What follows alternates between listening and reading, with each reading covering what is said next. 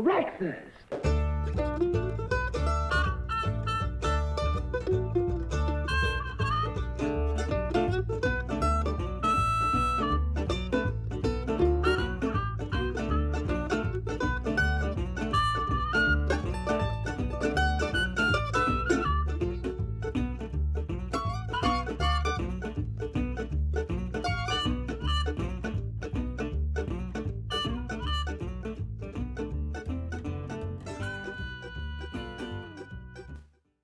Good morning, and welcome to Comics for Breakfast. I'm your host, Jason Mink. Summer has at last passed, leading to shorter days, cooler nights, and the growing shadows of autumn. Halloween is just around the corner, and down here, well, that means only one thing: horror comics. Today, we're going to look at two pre-code cuties. So, what do I mean by pre-code? After the Second World War, the comics medium fell into a bit of a slump. Superheroes just weren't selling the way they used to, leading publishers to try new approaches and subject matter. Soon, stories of romance, crime, and horror filled the four-color pages of what was increasingly seen as children's fare. These stories gradually but steadily increased their more prurient aspects, growing more sexualized and violent as the 1950s wore on.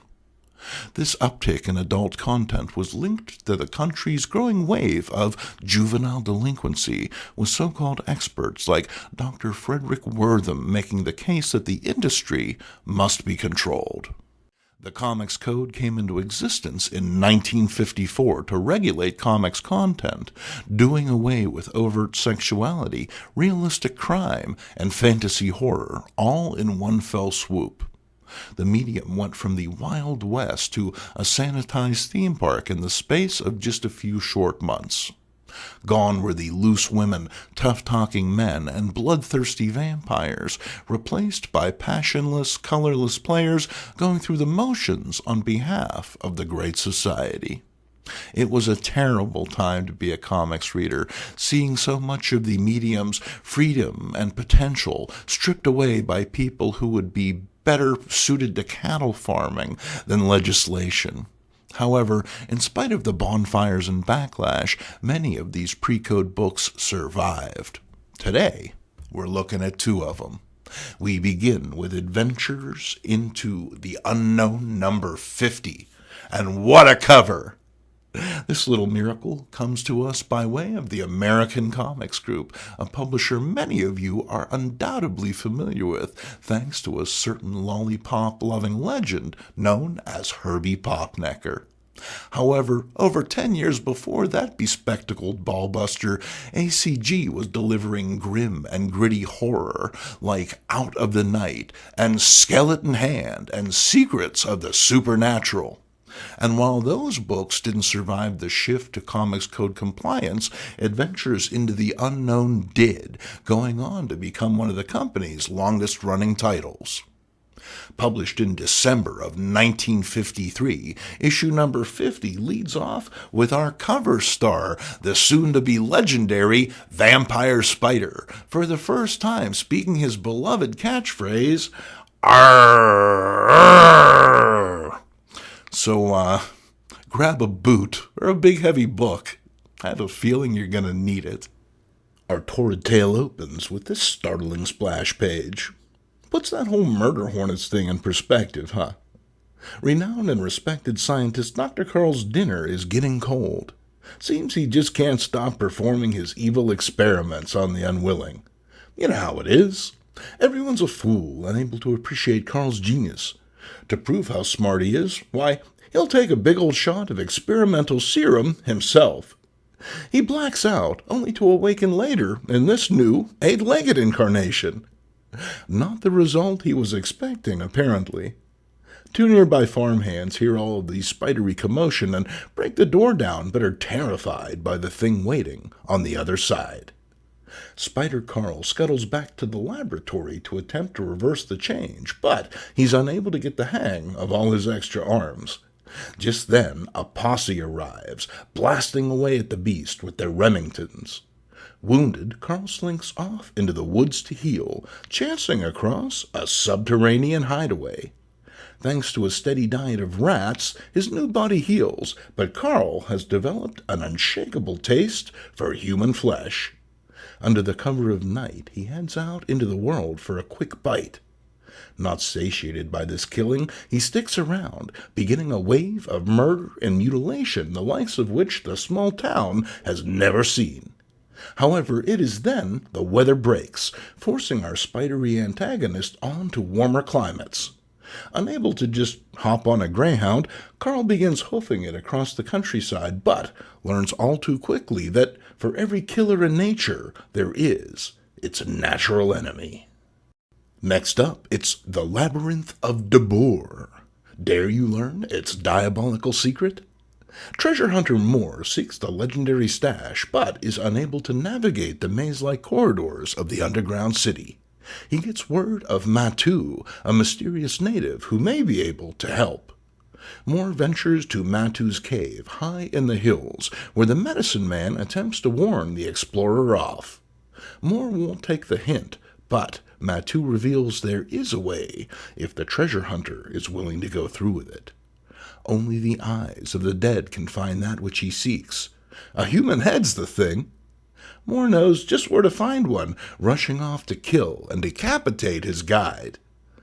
Armed with a bag of heady goodness, Moore returns to the medicine man. Matu does his thing, calling on his uncanny powers to animate the severed noggin. And what do you know? It lights right up and floats away, with Moore eagerly rushing after. Down the mountain, through the valley, and into the catacombs of Deboer the strange pair go. For hours Moore follows, until, exhausted, he stumbles at last upon the treasure room. However, his exultation turns to terror when the head abruptly banks and zips off, leaving the exhausted Moore to find his own way back to the surface, a task thwarted again and again by the sunlight glow of Deboer's gold. In our next story, The Road of Death, we meet Roy and Marion. They're your typical couple, young, in love, and about to commit a brutal murder. Seems Marion is engaged to studious mathematician Stanley Hoyle, but is hot for greasy weasel Roy. As mathematicians are well known for their jealous natures, it seems the only way the two can be free is by putting the kibosh on old Stan. After Roy clubs him with a ballpark franc, the murderous pair set fire to the house and make their escape. At the same time, a mysterious fog rolls in, blanketing the world around them. His vision obscured, Roy drives off the road and wrecks the car into a nearby boulder. Strangely uninjured by the crash, the kids head out on foot. They unexpectedly find themselves in this place of the dead, menaced by skull-faced specters. They rush into the dense fog, in the process running into the recently murdered Stan Hoyle. The dead man affably waves them over and offers to lead the pair to safety. Confused, the two follow, but instead of leading them to salvation, Stan has returned them to the scene of the crime. He enters his fallen body and sits up, miraculously returned to life. Questioned by the boys that pulled him from the burning building, Stan can only grasp at the events quickly fading from memory. As for Roy and Marion, they discover their own bodies in the smoking remains of the car. Even worse, the Reapers have caught up with them, dragging the guilty back to the place of the dead. Next up, it's The Imposter. Shades of HPL. Our story concerns ill-fated lovers Gilda and Carl, who debate the merits of hanging around the woods a little longer. Carl is keen for a little extra smooching, but Gilda is worried about the Vishnu monster. She should be worried about her father, who appears to have followed them into the woods. Creepy. Pops warns Carl to cut out while the cutting is good, but you know how guys named Carl are. If they're not transforming into enormous spiders, then they're pulling Scooby-Doo-style schemes to bed the Bettys. In this case, Carl decides to disguise himself as the Vishnu monster, killing Pops in the process. Now he and Gilda can be together at last. Only there's one problem. Gilda knows what Carl has done, and is really put out. So much so that she reveals that it is in fact she who is the Vishnu monster. Well, better now than on the wedding night, huh, folks? We wrap this issue up with the aptly titled, I Am a Zombie. Meet Mordo. He's just starting out as a member of the living dead, and he's got a lot of catching up to do. Every midnight, Mordo rises from his lonely grave to join the other zombies before the throne of the Master. It is there the zombie is given direction to abduct a nearby woman who stiffed the Master on a recent transaction. And you thought your bank was harsh. Mordo heads off, plodding through the dark swamp until arriving at a lonely house on the edge of the bayou. Mordo finds himself second-guessing his boss's orders, the lingering spark of humanity in him reached by the young woman's beauty. It's for naught, of course, and Mordo returns with his prize toot sweet. Upon waking, the young woman is forced to consume a zombifying concoction which strips her of life and free will. Think Jägermeister, and you're halfway there. Transformed, the young woman joins the Master's zombie ranks. It is then Mordo flashes back to his previous life as a millionaire oil prospector. Not long ago, he spearheaded an attack on the bayou dwellers, killing everyone who lived in the oil-rich swamp. However, he didn't count on Mother Harana, who communes with the spirits of the dead. Her sole wish is to die in the swamp where she was born, but Mordo ain't having it. He drags her from the home and out into the night, with the old hag suffering a heart attack in the process. Secretly burying the woman's corpse under cover of night, Mordo and his accomplices soon find themselves under attack by the vengeful dead. The Master sends the men back to civilization with the warning that there is no oil in the swamp, and only doom waits there. Mordo, however, has earned the Master's wrath, and his fate is sealed. He resists, offering up millions to save his life, but there are some things even money can't buy. Thusly, Mordo is transformed, now one of the Master's mute pawns. As the sun rises, Mordo returns to his grave. For a few hours he may rest, but at the coming of midnight he must rise again, for he is a zombie. Pretty great, huh? And a much more interesting take on the zombie mythology than we would get today. Books like this are truly remarkable in hindsight. There's just so much packed in here. Bizarre concepts, startling imagery, and a wicked sense of humor drives these stories far beyond the run-of-the-mill. There's a genuine sense of tension and anxiety generated by the creators that pushes these tales deep into the reader's subconsciousness, where they'll germinate and manifest into even more weirdness. Art that at first glance may appear rough or primitive reveals unsettling nuances and subtleties far more striking than the obvious and blatant. Words that might seem spare on the page are invested with dark meaning and intent, which lingers long after the comic has been set aside. Of course, your mileage may vary. Next up, and it's Journey into Fear, number 6, from March of 1952 by Superior Dynamic. No, I've never heard of them either.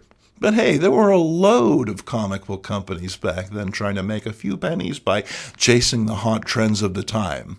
Horror comics were a safe bet, even more so if they featured a gruesome cover like this. Now, this isn't the original cover, but instead a rather dicey reproduction that, frankly, I could do without. Yeah, it's cool to see what's meant to be there, but well, let's just say the quality of the scan leaves something to be desired. And while big broken pixels are certainly unsettling to witness, the real horror waits inside. Let's go. Brooding by the turgid Rhine, a moldering castle is the scene of unspeakable horror. A car makes its way along the snaking river, carrying Dr. Martin and his young niece, Rose. They are headed to the dreaded Vampir Schloss, so the doc can do a little occult research. They encounter a woman stranded by the side of the road. She's a local and isn't shook by any of the tales concerning the castle, so she catches a ride with the pair. And hey, here's Tor the Hunchback to help with the bags. Soon, around the comfort of a roaring fire, the trio get to talking. Turns out the hitchhiker is, in fact, Baroness von Erich, heir to the family who inhabited this castle for centuries. The gals head upstairs to turn in for the night, leading to this not-so-subtle interaction. Wow, might as well just ask her blood type. Leaving Rose to her devices, Tor leads the Baroness to her room in the bowels of the castle, where this startling transformation takes place. At the same time, the professor has uncovered proof that vampires have previously lived here, but a giant bat distracts him from his reading. He chases it about for a bit, tiring himself out in the process. Shortly thereafter, the Baroness has transformed into this winged horror and slowly creeps down the castle wall and into Rose's boudoir. About to sink her fangs into the young woman's throat, she stopped when a nearby rat wakes her prey. Angered, the Baroness flies off, leaving a frightened Rose. The next morning, Rose demands her uncle take her from this horrid place, but the professor just won't hear it. Those Psychic Society research papers don't write themselves, you know. The Baroness offers to put Rose up at her cottage down the lane, a solution all happily acquiesce to. Later that night, the thinkable happens, as the Baroness steals into Rose's room to put the bite on her. Moments later, Rose awakens to learn the shocking truth. She is now a vampire. Never mind the fact that it usually takes 3 bites, there's only 2 pages left to finish the story. Stumbling across an old painting, the professor's concerns about vampirism come into sharp focus. Just then, the Baroness appears in all of her vampiric glory. However, the professor isn't one to show up at a party empty-handed and quickly produces a hammer and wooden stake. The Baroness is slain, but before the professor can congratulate himself, Rose appears and murders her father for his perfidy. Now a vampire herself, the young woman is swept up in the arms of Tor, who presumably plans on carrying her to safety, but instead tumbles from the high wall, plunging them both to their deaths far below. Hey, Rose, you've got wings, you know. I guess you never learned where the button was. Next up, it's Tomb for Two. And yeah, it's just about what you think it would be. Honeymooning couple John and Elsa Morgan see their bliss shattered when an unexpected illness strikes Elsa. The young woman dies, leaving John a rich but broken man. Elsa's passing raises the suspicions of the insurance company, who shadow John on the off chance foul play was involved. A few days later, a grief-stricken John digs up his recently interred wife and spirits her home.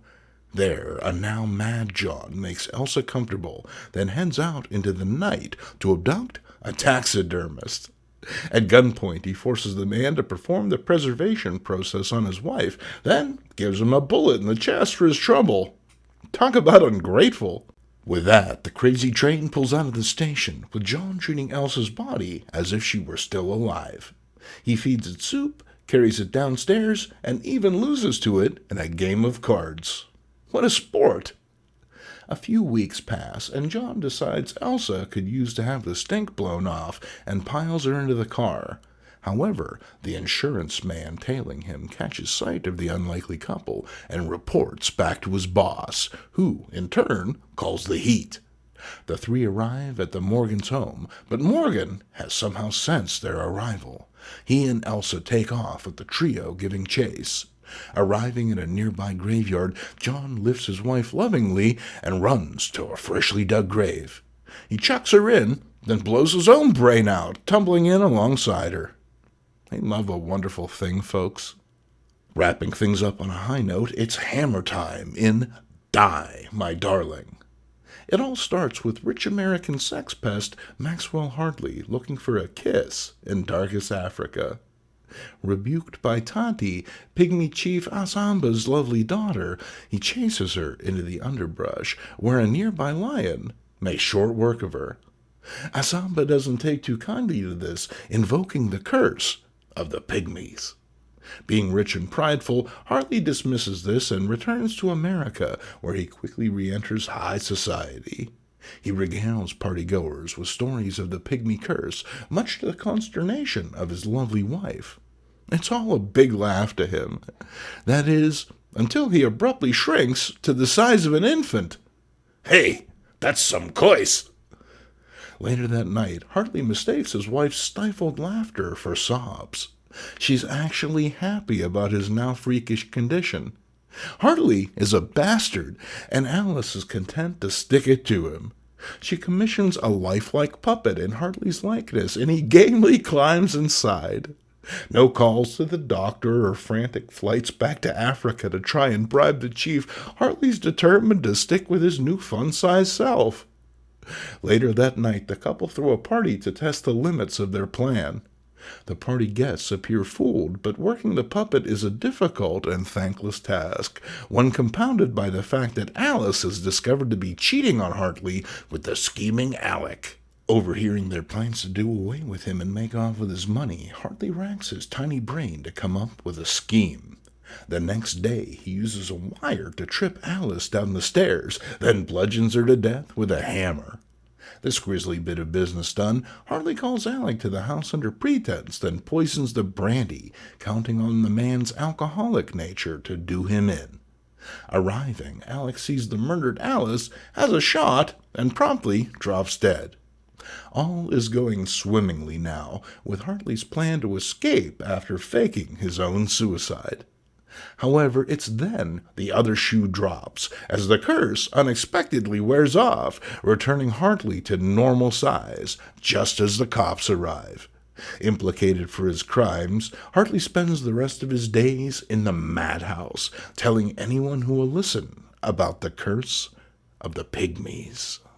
So yeah, as you can see, for all of the werewolves, witches, and vampires skulking about, there was far more to weird horror than just those sort of entities. Concepts like a person shrinking and slowly losing their mind while trapped within the confines of a wooden doll sculpted to look just like them may seem ludicrous in the light of day, but these stories aren't meant for such rational hours. Comics like this are best enjoyed at night, when the world is obscured by shadow and things appear less defined and certain. I'd like to talk a little bit about the creators, but I can't, as that information appears to be lost to the sands of time. Happily, these stories are not. It seems in the past few decades there's been a dramatic reversal of attitude when it comes to these sort of books. Comics like this are now vigorously reprinted by a new crop of publishers eager to get them into the hands of those who would like to read them. And as far as the legality of this goes, well, I guess I'll just leave that in the hands of the court. However, for me personally, the fact that the work itself has endured is the most important thing. After all, you and I will come and go, but our ideas and actions just might influence if we offer something of value. The value here isn't one of pure shock or sensationalism, but instead of imagination untethered, allowed to explore the dangerous cliffs and mossy hillocks at one time forbidden to readers. So am I on to something here, or am I talking crap? Let me know in the comments section below. It would be great to hear from you. If you enjoyed this episode, please consider purchasing a mug, a t-shirt, or one of the other fine items that you can only find at the Old Guys Who Like Old Comics swag shop. All proceeds go towards creating the spooky content that you can only find here. I'm Jason Mink, and I hope to see you next Sunday at breakfast.